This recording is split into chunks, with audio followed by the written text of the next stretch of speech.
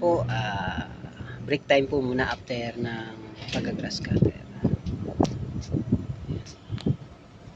Talaga pong napakainit sobra. Pagka hindi po tayo maglililom ay baka po tayo dehydrate sa sobrang init po ng panahon ngayon. Kaya kailangan po natin ng uminom ng maraming tubig. Grabe, ang init sobra.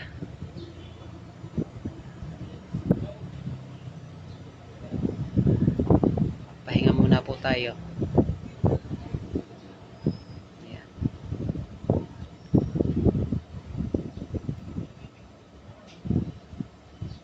Ay, taas na po tayo tubig.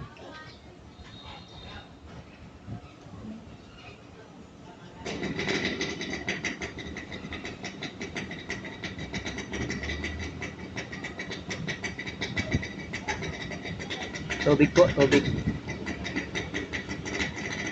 Pamatid pong uhaw sa mainit na panahon. Sige po, bye-bye.